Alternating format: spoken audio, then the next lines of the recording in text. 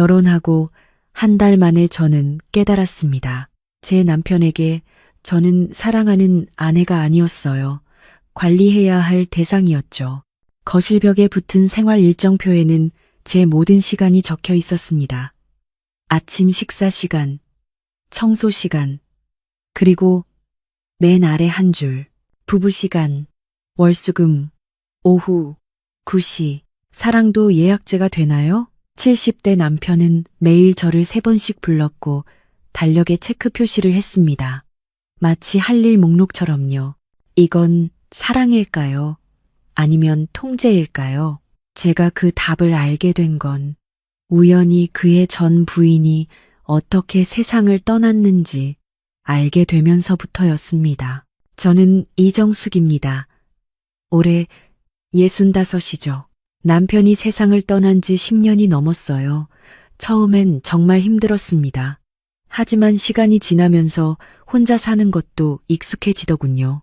한복 디자이너로 평생을 일했던 터라 은퇴 후엔 취미 삼아 한복 수선 작업을 하며 지냈습니다. 그런데 이상하게도 명절이 다가오면 공허함이 밀려왔어요. 특히 추석이나 설날 같은 날엔 더했죠. 주변 사람들은 가족들과 모여 웃고 떠드는데 저는 혼자 방에 앉아 낡은 한복천을 만지작거리고 있으니까요. TV에서 흘러나오는 웃음소리가 유난히 크게 들렸습니다. 저녁으로 끓인 라면이 식어가는 줄도 모르고 저는 창밖만 멍하니 바라보곤 했어요. 그해 봄이었습니다. 단골거래처 사장님이 전화를 하셨어요. 선생님, 제가 좋은 분 한 분 소개해 드릴까 하는데요. 괜찮으시겠어요? 처음엔 거절하려 했습니다. 이 나이에 무슨 소개팅이냐고요. 하지만 사장님이 워낙 간곡히 말씀하셔서 한번 만나보기로 했죠. 약속 장소는 인사동 근처 조용한 찻집이었습니다. 들어서니 창가 자리에 한 남자분이 앉아 계셨어요. 깔끔한 회색 셔츠에 단정한 바지 차림. 머리는 반백이었지만 자세가 꼿꼿했습니다. 이정숙 선생님이시죠? 저는 정혜원입니다. 악수를 청하는 그의 손은 따뜻했어요. 목소리도 부드러웠고요. 은퇴한 대학 총무과장입니다. 지금은 집에서 책이나 읽으며 지내고 있죠. 대화를 나누면서 저는 조금씩 마음이 열리는 걸 느꼈습니다. 정혜원 씨는 말투에 교양이 묻어났어요. 무엇보다 제 이야기를 귀 기울여 들어주셨죠. 한복 디자인을 하셨다고요? 대단하십니다. 요즘 같은 시대에 우리 전통을 지키려는 분들이 얼마나 소중한데요. 그의 칭찬에 저도 모르게 미소가 지어졌습니다. 차 한 잔을 마시는 동안 우리는 많은 이야기를 나눴어요. 그는 클래식 음악을 좋아했고 등산도 즐긴다고 했습니다. 저도 가끔 산에 올라가곤 했기에 공통점이 있었죠. 이정숙 선생님처럼 단정하고 고든 분은 처음 뵙네요. 그가 조심스럽게 건넨 말이었습니다. 얼굴이 화끈 달아올랐어요. 이 나이에도 누군가의 칭찬이 이렇게 부끄러울 줄 몰랐죠. 헤어질 때쯤 정혜원 씨가 물었습니다. 다음 주에 한 번 더 뵐 수 있을까요? 이번엔 제가 좋아하는 전시회에 같이 가시면 어떨까 해서요. 저는 잠시 망설였습니다. 하지만 그의 진지한 눈빛을 보니 거절할 수가 없었어요. 좋아요. 그럼 다음 주에 뵙죠. 집으로 돌아오는 길, 저는 이상한 기분이 들었습니다. 가슴 한쪽이 간지럽고 설까서요. 10년 만에 처음 느껴보는 감정이었죠. 그날 밤 거울 앞에 서서 제 모습을 한참 들여다봤습니다. 주름진 얼굴, 흰 머리카락, 하지만 눈가에 미소가 걸려 있었어요. 이 사람이라면 마지막 인연일지도 몰라. 그렇게 생각하니까 조심스럽게 기대가 생겼습니다. 다음 주 전시회도 그 다음 주 산책도 즐거웠어요. 정혜원 씨는 늘 먼저 연락했고 약속 시간을 정확히 지켰습니다. 문을 열어주고 무거운 짐을 들어주는 배려도 잊지 않았죠. 하지만 지금 돌이켜 생각해보면 그때 이미 신호가 있었습니다. 그는 제가 입은 옷 색깔을 기억했어요. 제가 먹은 음식의 순서까지 알고 있었죠. 처음엔 세심한 거라고 생각했습니다. 하지만 그건 세심함이 아니었어요. 관찰이었죠. 기록이었습니다. 2달쯤 지났을까요? 어느 날 저녁, 정혜원 씨가 진지한 표정으로 말했습니다. 정숙 씨, 저는 당신과 함께 여생을 보내고 싶습니다. 결혼해 주시겠어요? 갑작스러운 청혼이었지만 제 대답은 정해져 있었어요. 네, 좋아요.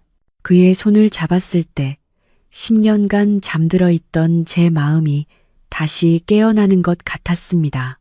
이제 더 이상 혼자가 아니라는 안도감, 누군가와 함께 밥을 먹고 이야기를 나누고 웃을 수 있다는 기쁨.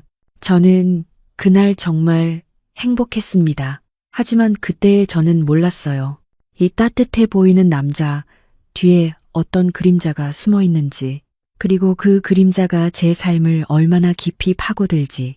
아직은 그저 설레고 기쁘고 감사한 마음뿐이었습니다. 결혼식 날짜가 잡혔습니다. 3달 후였어요. 준비할 게 많지 않았죠. 저는 화려한 걸 원하지 않았고 정혜원 씨도 조촐하게 하자고 했습니다. 양가 친척 몇 명, 가까운 친구 1~2명만 초대했어요. 정숙 씨, 우리 나이에 번거로운 건 하지 말아요. 소박하게 하는 게 좋죠. 정혜원 씨의 말에 저도 동의했습니다. 사실 그게 더 마음 편했어요. 결혼식장은 작은 예식장이었습니다. 하얀 꽃들이 수수하게 장식되어 있었죠. 드레스 대신 저는 제가 직접 만든 연분홍 한복을 입었어요. 거울 앞에 섰을 때 가슴이 두근거렸습니다. 정말 내가 다시 결혼을 하는구나. 식은 30분도 안 걸렸습니다. 주례 선생님 말씀도 짧았고 축가도 없었어요. 하지만 정혜원 씨가 제 손을 잡았을 때 그 온기가 참 좋았습니다. 오래오래 행복하게 사세요. 거래처 사장님이 웃으며 축하해 주셨어요. 몇 안 되는 하객들도 박수를 쳐주셨죠. 식이 끝나고 우리는 간단한 식사를 했습니다. 한정식 집이었어요. 정혜원 씨는 제 옆에 앉아 계속 음식을 권했습니다. 많이 드세요. 오늘은 특별한 날이니까요. 그의 배려가 고마웠어요. 하지만 긴장해서인지 음식이 잘 넘어가지 않았습니다. 오후가 되자 우리는 정혜원 씨 집으로 향했습니다. 아니, 이제는 우리 집이었죠. 제 짐은 이미 며칠 전에 옮겨놓은 상태였어요. 아파트는 깔끔했습니다. 30평대 중반쯤 되는 크기였죠. 거실에는 책장이 가득했고 베란다엔 화분 몇 개가 놓여 있었어요. 이제 여기가 당신 집이에요. 편하게 지내시면 됩니다. 정혜원 씨가 미소 지으며 말했습니다. 저는 고개를 끄덕였어요. 저녁을 먹고 우리는 거실 소파에 앉아 차를 마셨습니다. 창밖으론 노을이 지고 있었어요. 조용했습니다. 시계 소리만 똑딱똑딱 들렸죠. 정숙 씨, 정혜원 씨가 제 손을 잡았습니다. 그의 손은 여전히 따뜻했어요. 나는 당신과 함께 새로운 인생을 시작하고 싶어요. 이제 우리 둘이잖아요. 그 말에 저는 눈물이 났습니다. 10년 동안 혼자였던 시간들이 주마등처럼 스쳐 지나갔어요. 외로웠던 밤들, 아무도 없는 식탁, 혼자 켜고 끄던 불빛들. 저도 그래요. 목이 메어 제대로 말이 안 나왔습니다. 정혜원 씨는 제 어깨를 가만히 안아주었어요. 밤이 깊어졌습니다. 방으로 들어갈 시간이 됐죠. 긴장되더군요. 이 나이에도 첫날 밤이라는 게 어색하고 떨렸습니다. 침실은 단정했어요. 크림색 침대 커버, 작은 스탠드, 옷장, 창문 너머로 도시의 불빛이 보였습니다. 정숙 씨, 앉으세요. 정혜원 씨가 침대 끝을 가리켰습니다. 저는 조심스럽게 앉았어요. 심장이 빠르게 뛰었죠. 정혜원 씨는 제 맞은편에 앉았습니다. 그리고 제 두 손을 잡았어요. 하지만 이상했습니다. 그의 표정이 조금 달라 보였거든요. 정숙 씨, 이건 의식이에요. 네? 의식이요? 갑자기 무슨 말인지 이해가 안 됐습니다. 처음은 늘 중요하죠. 우리 관계의 시작을 제대로 해야 해요. 그의 목소리는 차분했습니다. 너무 차분해서 오히려 이상했어요. 마치 회의 시간에 보고하듯 감정이 없었죠. 저는 그의 눈을 봤습니다. 그런데 그 눈빛이 따뜻하지 않았어요. 낮에 보던 그 부드러운 미소는 어디 갔는지. 지금 정혜원 씨의 눈은 너무 차가웠습니다. 마치 저를 사랑하는 남편이 아니라 뭔가를 확인하려는 사람처럼 보였어요. 제 반응을 체크하듯, 저를 관찰하듯 바라보고 있었습니다. 이해하시겠어요? 우리 관계에도 순서가 필요해요. 순서? 관계의 순서라니요? 저는 알 수 없는 불안감이 밀려왔습니다. 등골이 서늘해지더군요. 온몸에 소름이 쫙 돋았어요. 의식이라니, 사랑이 의식일 수 있나? 하지만 저는 아무 말도 못했습니다. 결혼 첫날 밤인데 이상하다고 말할 수도 없었죠. 혹시 제가 너무 예민한 건가 싶기도 했고요. 네, 알겠어요. 겨우 그렇게 대답했습니다. 정혜원 씨는 고개를 끄덕이며 미소 지었어요. 하지만 그 미소도 어딘가 이상했습니다. 입꼬리는 올라갔는데 눈은 웃지 않았거든요. 그날 밤은 길었습니다. 저는 계속 이불을 꼭 쥐고 있었어요. 정혜원 씨는 제 옆에서 곧 잠들었지만 저는 한참 동안 천장만 바라봤습니다. 왜 저렇게 말했을까? 의식이라니. 머릿속이 복잡했어요. 하지만 동시에 스스로를 다독였습니다. 첫날이라 긴장해서 그런 거겠지. 원래 남자들은 좀 서툴잖아. 내가 너무 민감한 거야. 그렇게 스스로를 설득하며 눈을 감았습니다. 하지만 잠은 쉽게 오지 않았어요. 창밖에선 바람 소리가 들렸습니다. 나뭇가지가 창문을 긁는 소리. 어둠 속에서 그 소리가 유난히 크게 들렸죠. 그때는 몰랐습니다. 이게 시작일 뿐이라는 걸. 정혜원 씨가 말한 의식이 단순한 표현이 아니었다는 걸. 그리고 그의 차가운 눈빛이 무엇을 의미하는지. 그날 밤 제 안에 작은 의심의 씨앗이 심어졌습니다. 아주 작아서 눈에 보이지도 않을 만큼. 하지만 그 씨앗은 곧 자라나기 시작할 것이었습니다. 결혼 2주가 지났습니다. 신혼생활에 적응하는 중이었어요. 정혜원 씨는 규칙적인 사람이었습니다. 아침 7시에 일어나서 간단히 스트레칭을 하고 7시 반에 아침 식사를 했죠. 저녁은 6시 반, 취침은 밤 10시. 모든 게 정확했어요. 처음엔 그게 나쁘지 않다고 생각했습니다. 오히려 규칙적인 생활이 건강에 좋다고 여겼죠. 하지만 뭔가 조금씩 이상해지기 시작했어요. 어느 날 아침이었습니다. 부엌에서 설거지를 하던 중 거실벽에 붙은 종이가 눈에 들어왔어요. A사. 용지만 한 크기였죠. 물기 묻은 손을 앞치마에 닦으며 가까이 다가갔습니다. 표였습니다. 제목은 생활 일정표. 월요일부터 일요일까지. 시간대별로 빼곡히 적혀 있었습니다.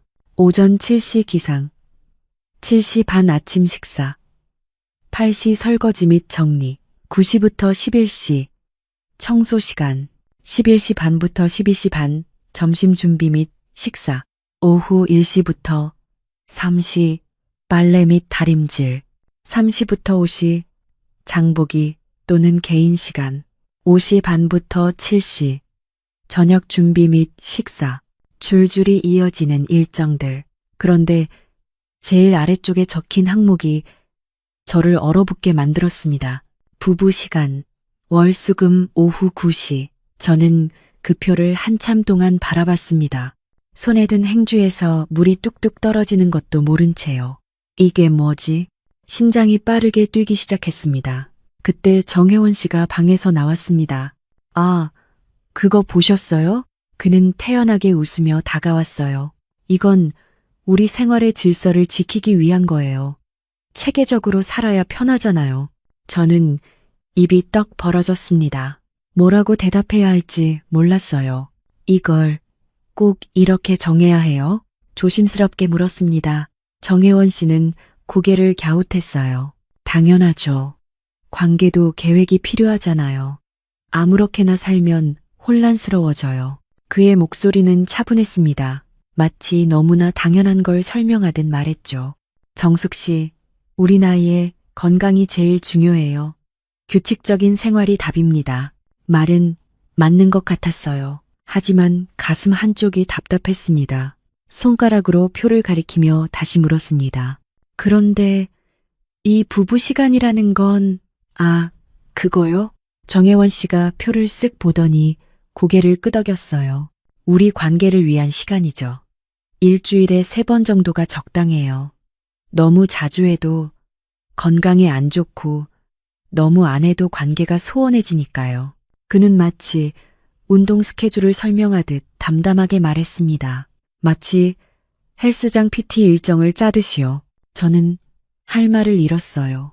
목구멍에 뭔가 걸린 것처럼 답답했습니다. 그날부터 일정표대로 생활이 시작됐습니다. 아침 7시에 일어나 식사 준비를 하고 8시에 함께 식사를 했어요. 오전엔 청소와 빨래, 오후엔 장복이나 개인 시간. 그런데 문제는 저녁이었습니다. 월요일, 수요일, 금요일. 밤 9시가 되면 정혜원 씨가 거실 시계를 힐끗 보고 말했어요. 정숙 씨, 잠깐만요. 처음엔 그냥 잠깐인 줄 알았습니다. 하지만 그게 아니었어요.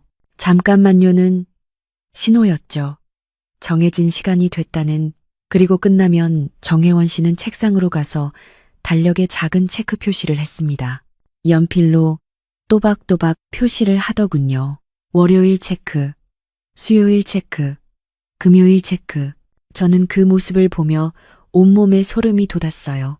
이게 사랑일까요? 아니면 그저 할 일 목록을 체크하는 걸까요? 2주가 더 지났습니다. 이젠 잠깐만요 라는 말이 달라졌어요. 횟수가 늘었습니다. 아침에도, 점심 후에도, 저녁에도, 하루 평균 3번. 정혜원 씨는 더 자주 저를 불렀습니다. 정숙 씨, 잠깐만요. 식사 후에도, 설거지 중에도, 책을 보다가도 그 말이 나오면 저는 무조건 따라가야 했어요. 이성은 미쳤어. 당장 거절해라고 소리쳤지만 막상 그의 얼굴을 보면 말이 나오지 않았습니다. 결혼한 지 1달밖에 안 됐는데 벌써 문제를 만들고 싶지 않았어요. 거부하면 어떻게 될까? 한번 시도해 봤습니다. 지금은 좀 피곤해서요. 그랬더니 정혜원 씨의 얼굴이 굳었어요. 피곤하다고요? 목소리가 한 톤 낮아졌습니다. 우리 일정에 맞춰야죠. 규칙을 지키는 게 중요해요. 그의 목소리가 차갑게 변했습니다. 웃음기 하나 없었죠. 부부는 서로 맞춰가는 거예요. 당신만 편하면 안 돼요. 그 말에 저는 아무 대꾸도 못했습니다. 결국 그날 밤 저는 따라갔습니다. 하지만 마음속엔 분노와 슬픔이 뒤섞여 있었어요. 주방에서 설거지를 하다가 문득 생각했습니다. 내가 언제 쉬는지도 정해져 있구나. 일정표를 다시 봤어요. 개인 시간은 화요일과 목요일 오후 2시부터 4시까지 딱 2시간씩 일주일에 2번뿐이었습니다. 그것도 외출이 아니라 집 안에서만 쉴 수 있었어요. 친구를 만나거나 카페에 가는 건 주말에만 가능했죠. 그것도 오후 3시까지 돌아와야 했습니다. 저는 점점 숨이 막혔어요. 이건 결혼 생활이 아니라 감옥 같았습니다. 밤마다 침대에 누우면 천장만 바라봤어요. 옆에선 정혜원 씨가 편안하게 자고 있었죠. 코까지 골면서요. 이 사람이 날 사랑하는 걸까? 아니면 관리하는 걸까? 그 질문이 머릿속을 떠나지 않았습니다. 어느 날 밤 화장실에 가려고 일어났다가 서재 문틈으로 불빛이 새어나오는 걸 봤어요. 새벽 2시였습니다. 발소리를 죽이며 조용히 다가갔습니다. 문틈으로 들여다봤죠. 정혜원 씨가 책상에 앉아 뭔가를 적고 있었어요. 자세히 보니 노트였습니다. 검은색 양장 노트. 그는 날짜별로 뭔가를 빼곡히 기록하고 있었죠. 제 이름도 보였어요. 이정숙, 반응 양호, 수능도 높음. 저는 손으로 입을 막았습니다. 비명이 나올 것 같았거든요. 정혜원 씨는 저를 기록하고 있었습니다. 제 반응을, 제 태도를, 제 모든 것을 마치 실험일지처럼 적고 있었어요. 관찰 대상처럼요. 그 순간 깨달았습니다. 이 사람에게 저는 사랑하는 아내가 아니었어요. 그저 관리해야 할 대상이었죠. 통제해야 할 존재였습니다. 저는 조용히 화장실로 갔습니다. 변기 뚜껑을 닫고 그 위에 주저앉았어요. 온몸이 떨렸습니다. 어떡하지? 이걸 어떻게 해야 하지? 하지만 답은 나오지 않았습니다. 결혼한 지 한 달밖에 안 됐는데 벌써 이혼을 생각할 순 없었어요. 사람들이 뭐라고 할지도 두려웠고요. 그래서 저는 계속 참았습니다. 일정표대로 살았고 잠깐만요 라는 말에 따라갔어요. 달력엔 체크 표시가 늘어갔고 노트엔 제 기록이 쌓여갔습니다. 하지만 제 안에 무언가가 조금씩 죽어가고 있었어요. 한 달이 더 지나자 몸에 이상이 오기 시작했습니다. 허리가 아팠어요. 처음엔 그냥 뻐근한 정도였는데 점점 심해졌죠. 아침에 일어날 때마다 허리를 펴기가 힘들었습니다. 설거지를 하다가도 허리가 끊어질 것 같았고 청소할 때도 몸을 구부릴 수가 없었어요. 정숙 씨, 괜찮아요? 표정이 안 좋은데. 정혜원 씨가 물었지만 저는 고개를 저었어요. 아니에요. 괜찮아요. 하지만 괜찮지 않았습니다. 스트레스 때문이었죠. 긴장된 생활, 통제당하는 일상, 숨 쉴 틈 없는 규칙들. 그게 모두 몸으로 왔습니다. 결국 병원에 갔어요. 의사 선생님은 허리 디스크 초기 단계라고 했습니다. 스트레스 관리를 잘 하셔야 해요.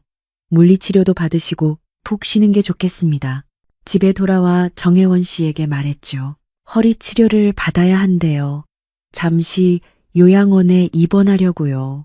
요양원이요? 집에서 쉬면 되잖아요. 아니에요. 제대로 치료받고 싶어요. 제 목소리가 단호했습니다. 이건 거짓말이 아니었어요. 정말 아팠으니까요. 하지만 동시에 도망치고 싶었습니다. 이 집에서, 이 일정표에서, 이 감옥에서. 정혜원 씨는 잠시 저를 바라보더니 고개를 끄덕였어요. 그래요. 그럼 빨리 나오세요. 일주일 후 저는 강남에 있는 한 요양원에 입원했습니다. 조용한 곳이었어요. 1인실을 배정받았고 창밖으론 작은 정원이 보였죠. 정혜원 씨 없이 혼자 있으니 숨통이 트이는 것 같았습니다. 아침에 눈을 떠도 일정표를 확인할 필요가 없었어요. 잠깐만요. 라는 말도 들리지 않았고요. 처음으로 제 시간이 생긴 것 같았습니다. 이틀째 되던 날이었습니다. 물리치료를 받고 복도를 걷고 있는데 누군가가 휠체어를 밀고 지나갔어요. 50대 중반쯤 돼 보이는 여성이었습니다. 단정한 옷차림에 짧은 단발머리. 휠체어엔 할머니 한 분이 앉아 계셨죠. 천천히 가세요, 어머니. 그 여성의 목소리가 부드러웠습니다. 저는 무심코 그분들을 바라봤어요. 그런데 그 여성이 저를 보더니 멈춰 섰습니다. 그리고 저를 한참 쳐다봤어요. 표정이 이상했습니다. 놀란 듯 하면서도 슬퍼 보였어요. 혹시 이정숙 씨 아니세요? 깜짝 놀랐습니다. 네? 저를 어떻게? 죄송해요. 제가 실례를 했네요. 그 여성이 미소 지었습니다. 하지만 그 미소가 어딘가 슬퍼 보였어요. 눈가에 그늘이 드리워져 있었습니다. 저는 한미경이라고 해요. 여기서 어머니를 돌보고 있죠. 아, 네. 안녕하세요. 저는 이정숙이고요. 허리 치료 때문에 왔어요.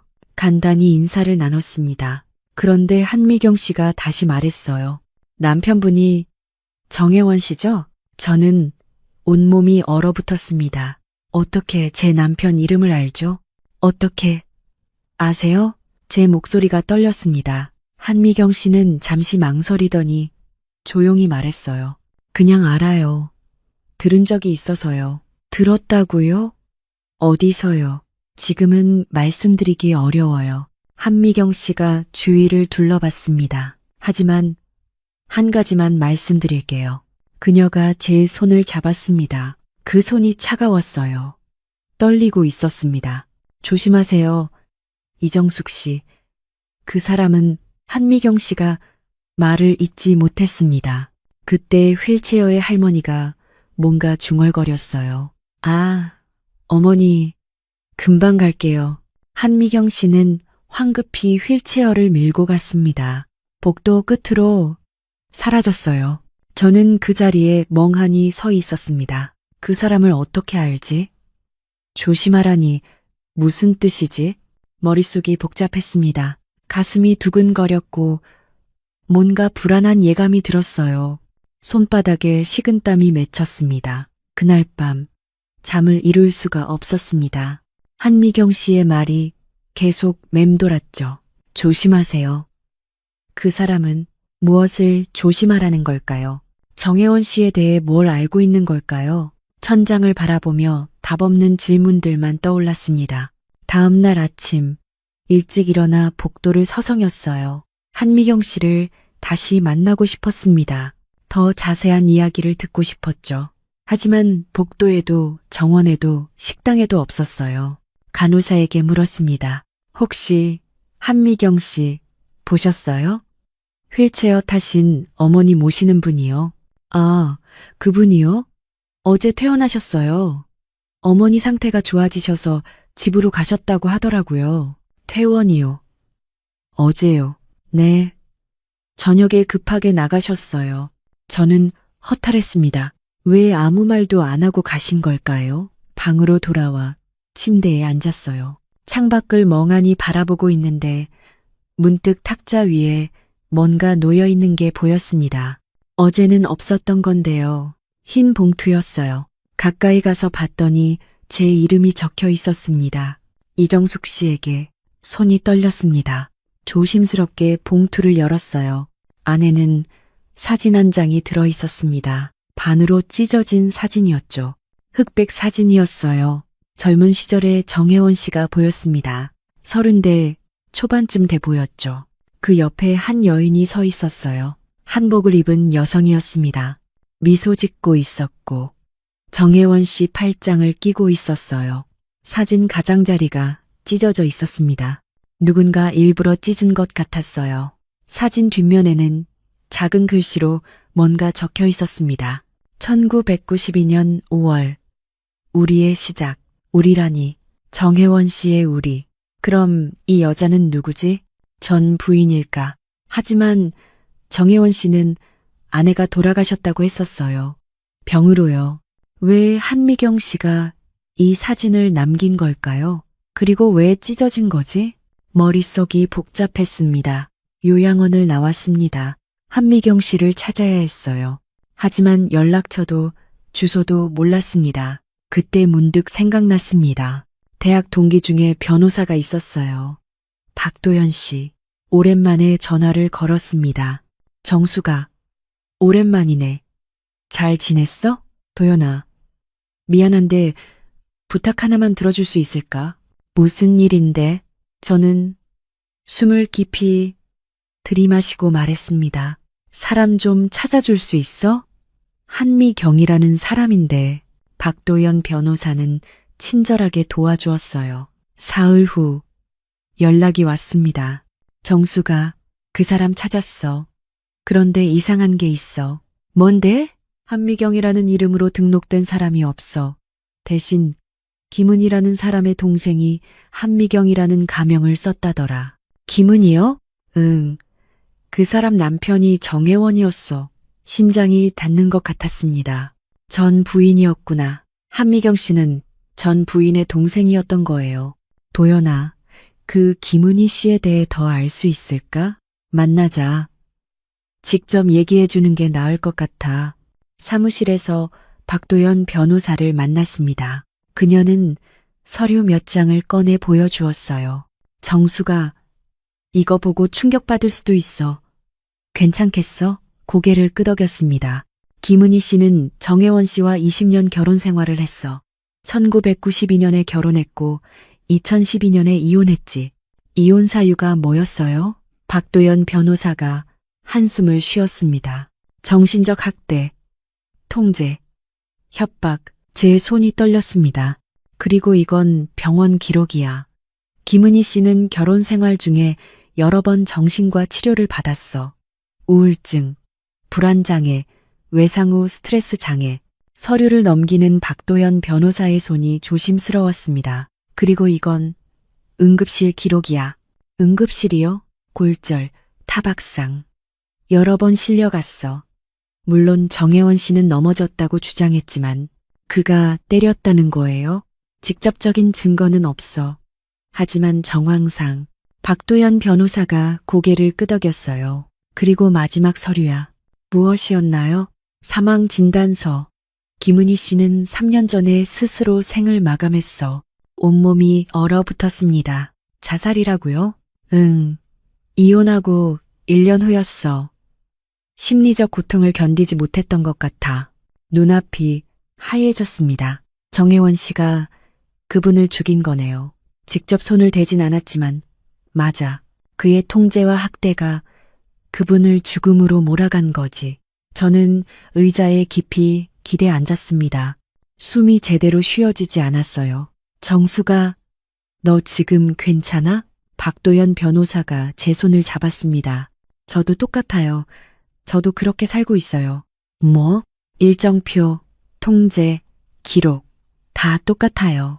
박도연 변호사의 얼굴이 굳었습니다. 정수가, 지금 당장 나와야 해. 위험해. 하지만 어떡해요? 결혼한 지 겨우 석 달이에요. 그게 중요한 게 아니야. 네 안전이 중요하지. 김은희 씨처럼 되고 싶어? 저는 고개를 저었습니다. 눈물이 났어요. 증거를 모아 일정표 사진 찍고 녹음하고 모든 걸 기록해. 그럼 내가 이혼 소송 도와줄게. 정말요? 당연하지. 우린 친구잖아. 박도연 변호사가 제 어깨를 토닥여 주었습니다. 그날 밤 저는 오래 생각했습니다. 김은희 씨는 20년을 버텼어요. 저는 석 달밖에 안 됐지만 이미 무너지고 있었습니다. 더 버티면 어떻게 될까요? 10년 후엔, 20년 후엔 저도 김은희 씨처럼 될까요? 아니, 안 돼. 저는 살아야 해요. 다음 날, 저는 김은희 씨가 살았던 곳을 찾아갔습니다. 박도연 변호사가 알려준 주소였어요. 서울 외곽의 낡은 빌라였습니다.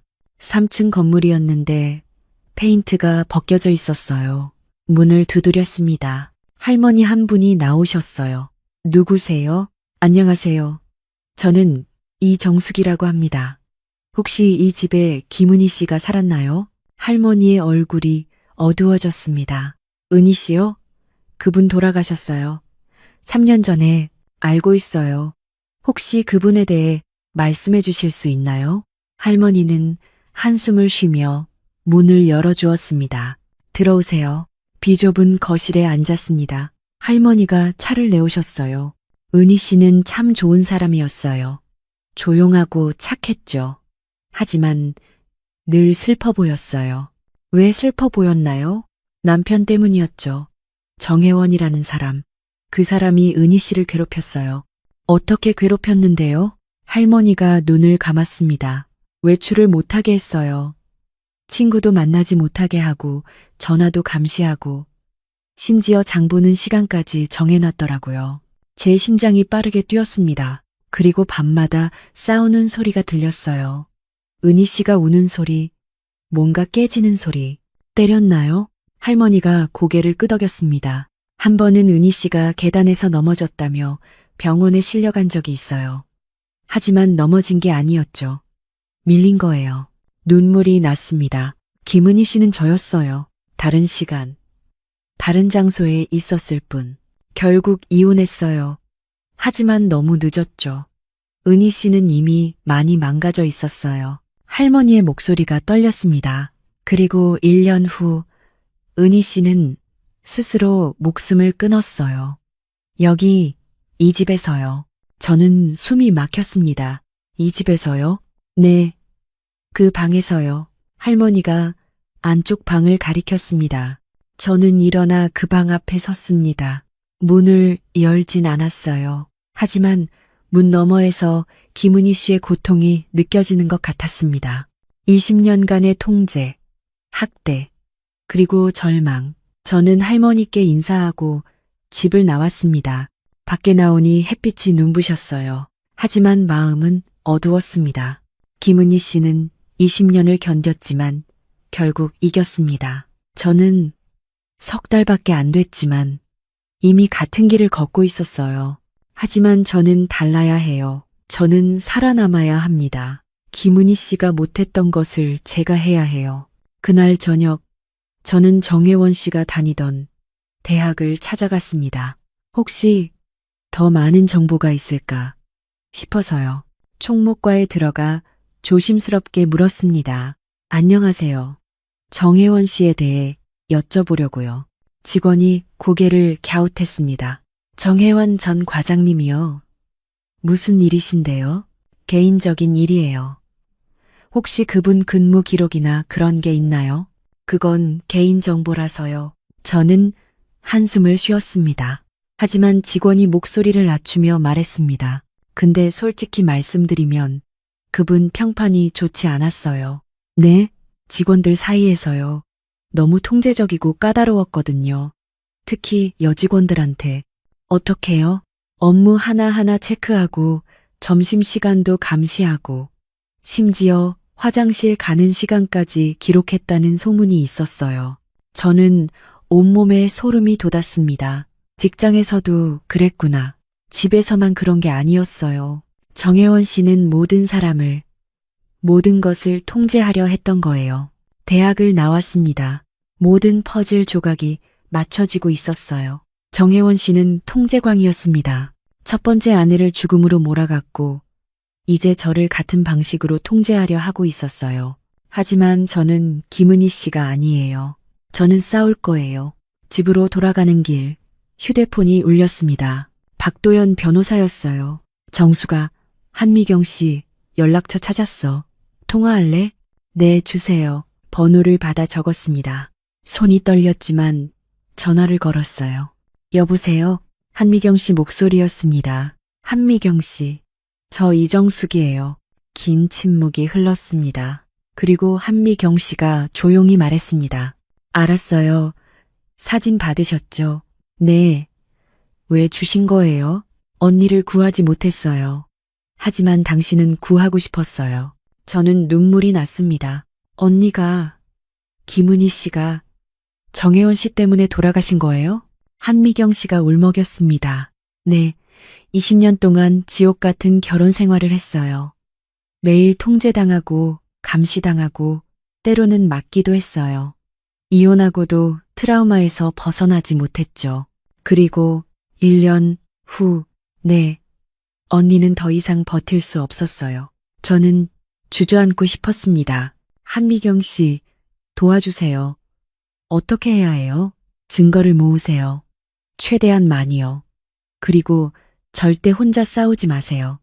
변호사를 구하고 주변에 알리세요. 네, 그리고 이정숙 씨, 제발 살아남으세요. 언니처럼 되지 마세요.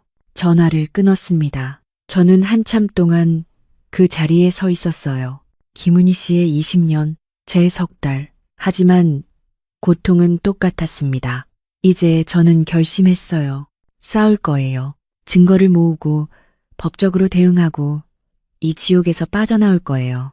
김은희 씨가 못 이룬 자유를 제가 이룰 거예요. 그분을 위해서라도요. 요양원에서 돌아온 저는 결심을 굳혔습니다. 증거를 모아야 했어요. 박도연 변호사님 말대로 일정표 사진을 찍고 서재에서 서류를 몰래 복사했습니다. 정혜원 씨가 외출한 틈을 타서요. 하지만 결정적인 증거가 필요했어요. 정혜원 씨의 통제와 협박을 직접 증명할 수 있는 거요. 녹음이었습니다. 인터넷으로 작은 녹음기를 주문했어요. 손바닥만 한 크기였죠. 거실 소파 밑에 숨겨두기로 했습니다. 이틀 후 녹음기가 배달됐습니다. 정혜원 씨가 산책 나간 사이 거실 소파 아래쪽 틈새에 집어넣었어요. 녹음 버튼을 눌렀습니다. 빨간 불이 작게 깜빡였죠. 이제 기다리는 수밖에. 저녁 시간이 됐습니다. 평소처럼 식사를 준비했어요. 정혜원 씨는 신문을 보며 거실에 앉아 있었습니다. 정숙 씨, 저녁 준비 다 됐어요? 네, 곧 차릴게요. 식사를 하는 동안 정혜원 씨는 말이 없었어요. 뭔가 불편한 기색이었습니다. 오늘 어디 다녀왔어요? 갑자기 물었습니다. 심장이 철렁했어요. 아무데도 안 갔는데요? 거짓말 마세요. 택시 탄 거 알아요. 등골이 서늘해졌습니다. 어떻게 알았을까요? 아, 잠깐 약국 다녀왔어요. 허리약 사러요. 약국이요? 어느 약국인데 택시를 타고 가요? 정혜원 씨의 눈빛이 날카로워졌습니다. 멀리 있는 약국이었어요. 좋은 약이 있다고 해서요. 변명이 궁색했습니다. 하지만 달리 말할 수가 없었어요. 다음부턴 어디 가든 미리 말하세요. 알겠어요? 네, 고개를 숙였습니다. 가슴이 두근거렸어요. 식사를 마치고 설거지를 했습니다. 뒤에서 정혜원 씨의 시선이 느껴졌어요. 밤 9시가 됐습니다. 정혜원 씨가 소파에 앉아 텔레비전을 보고 있었어요. 저는 방으로 들어가려 했습니다. 정숙 씨, 뒤에서 목소리가 들렸습니다. 네? 왜 피하죠? 등을 돌린 채 멈춰 섰습니다. 안 피해요. 요즘 계속 방문 잠그고 있잖아요. 왜 그래요? 정혜원 씨가 일어나 제게 다가왔습니다. 피곤해서 일찍 자려고요. 일찍 자는 건 좋은데 나랑 시간을 안 보내려고 하잖아요. 그의 목소리가 낮아졌습니다. 내게 거역하면 안 된다고 했잖아요. 그 말에 온몸에 소름이 돋았습니다. 거역? 마치 제가 부하 직원인 것처럼 말했어요. 거역이요? 전 당신 부하가 아니에요. 부부는 서로 따라야 하는 거예요. 특히 아내는 남편 말을 들어야죠. 정혜원 씨의 얼굴이 굳어 있었습니다. 시대가 언제인데 그런 말을 해요? 제 목소리가 떨렸습니다. 분노와 두려움이 뒤섞였어요. 시대가 바뀌어도 질서는 있어야 해요. 우리 집엔 우리 규칙이 있어요. 정혜원 씨가 한 걸음 더 다가왔습니다. 지금 당장 방으로 가세요. 우리 시간이에요. 협박이었습니다. 명령이었죠. 저는 뒤로 물러섰습니다. 싫어요. 오늘은 정말 피곤해요. 정숙 씨, 정혜원 씨의 목소리가 차갑게 가라앉았습니다. 나를 화나게 하지 마세요. 이건 부부의 의무예요. 거부할 수 없어요. 그 순간 녹음기가 소파 밑에서 모든 걸 기록하고 있다는 생각이 들었습니다. 당신이 원하는 게 뭐예요? 사랑이에요.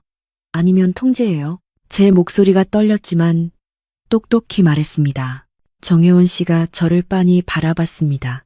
그리고 입을 열었어요. 같은 거예요.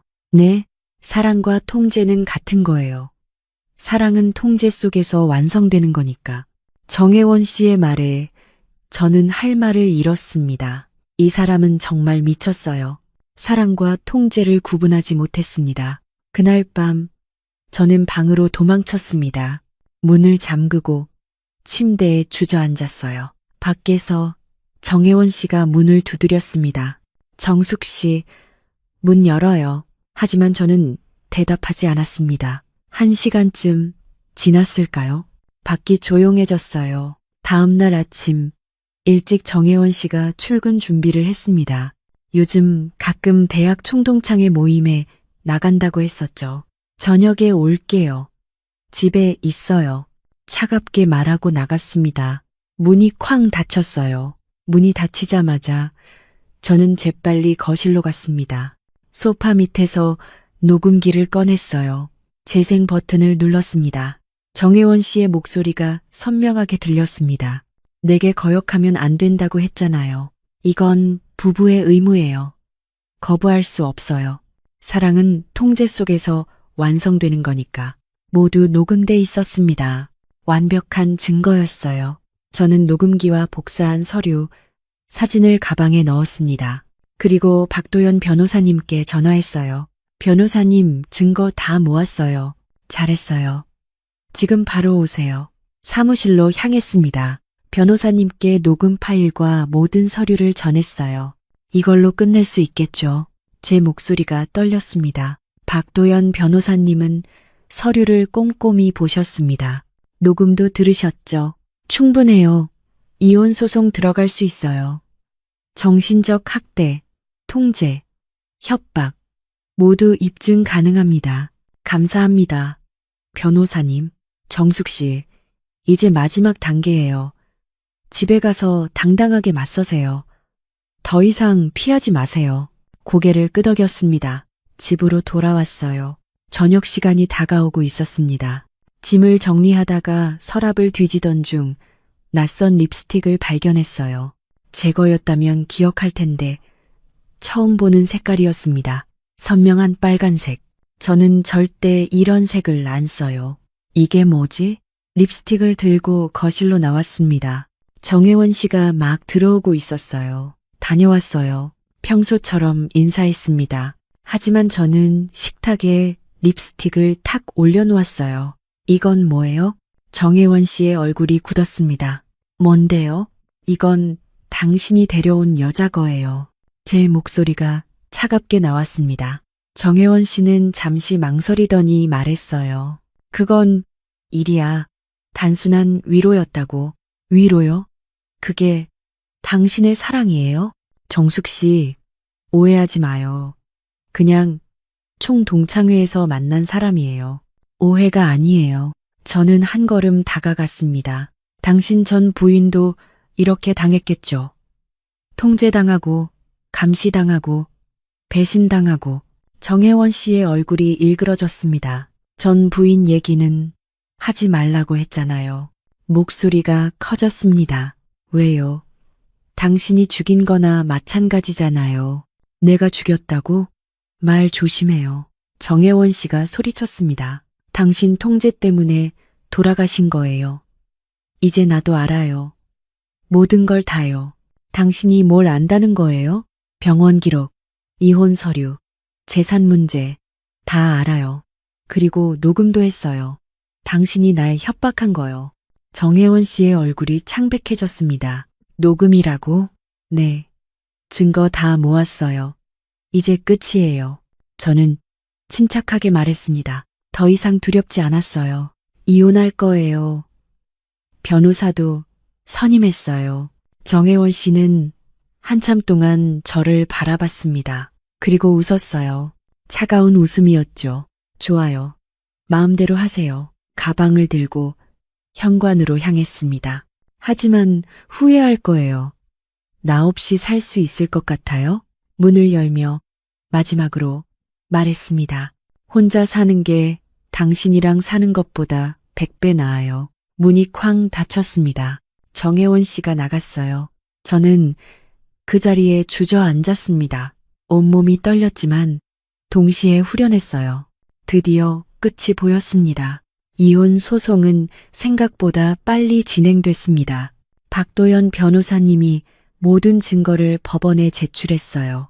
녹음 파일 일정표, 정신과 기록, 전 부인 관련 서류, 하나하나가 정혜원 씨의 통제와 학대를 증명했죠. 정혜원 씨 측 변호사는 반박했습니다. 하지만 증거 앞에서 무너졌어요. 재판은 2번 열렸습니다. 2번째 재판에서 판사는 판결을 내렸어요. 이혼을 허가합니다. 그 말을 듣는 순간 가슴이 뻥 뚫리는 것 같았습니다. 재산 분할 문제가 남았어요.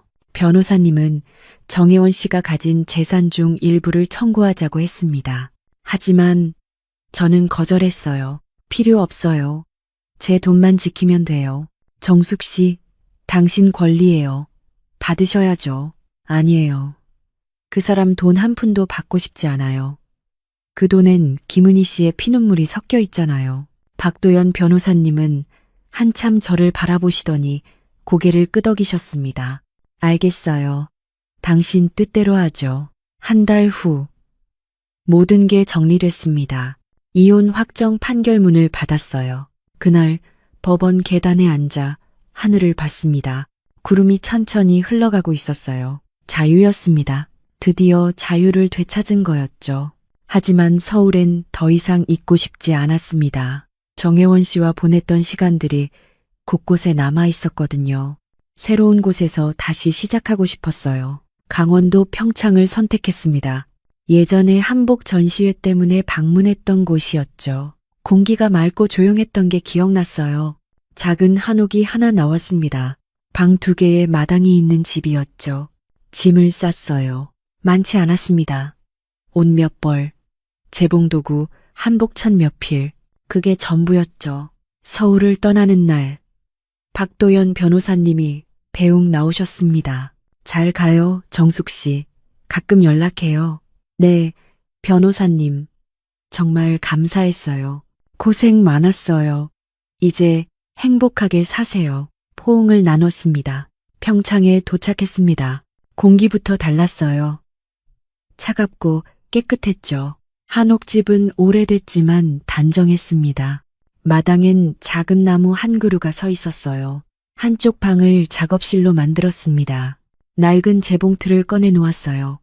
10년 넘게 쓴 거였죠. 페달을 밟아봤습니다. 딸깍, 딸깍 소리를 내며 잘 돌아갔습니다. 이제 다시 시작이야. 일주일 후 집 앞에 작은 간판을 달았습니다. 정숙 한복방. 손으로 직접 쓴 간판이었어요. 첫 손님이 왔습니다. 치마 길이 좀 줄여주실 수 있어요? 물론이죠. 천천히 해주세요. 손님이 웃으며 말했습니다. 서울에서는 다들 급했거든요. 하지만 여기는 달랐어요. 재봉틀 앞에 앉아 한 땀 한 땀 바느질을 시작했습니다. 이상하게도 마음이 편안했어요. 인생의 찢어진 자리를 다시 꿰매는 것 같았습니다. 겨울이 지나고 봄이 왔습니다. 마당에 작은 꽃들이 피기 시작했어요. 어느 날 오후 문이 열렸습니다. 안녕하세요. 박도연 변호사님이 서 계셨어요. 변호사님, 어떻게 여기까지 오셨어요? 궁금해서요. 잘 지내나 싶어서요. 따뜻한 차를 내드렸습니다. 여기 공기 참 좋네요. 그죠? 저도 여기 와서 많이 나아졌어요. 얼굴이 밝아졌어요. 이제 웃네요. 변호사님의 말에 저는 웃었습니다. 네, 이제야 제대로 웃을 수 있게 됐어요. 정혜원 씨는 어떻게 됐는지 알아요? 아니요, 관심 없어요. 알고 싶지도 않고요. 다행이네요. 여기서 뭐 하며 지내요?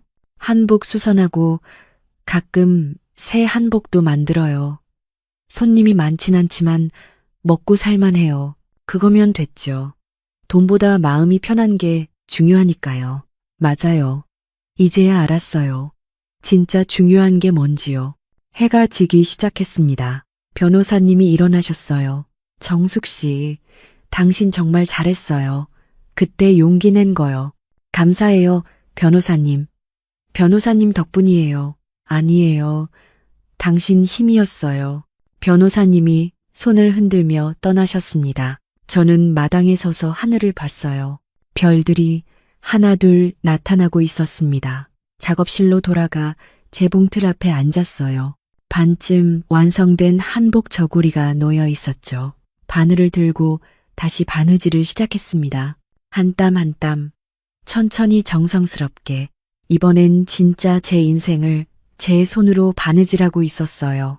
누구도 제 바늘을 멈출 수 없었습니다. 누구도 제 실을 자를 수 없었죠. 창밖으로 봄바람이 불어왔어요. 커튼이 살랑살랑 흔들렸습니다.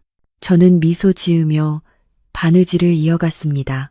사랑이 아니어도 괜찮습니다. 때로는 한 번의 진심 어린 용기가 멈춰버린 인생의 시계를 다시 움직이게 하거든요.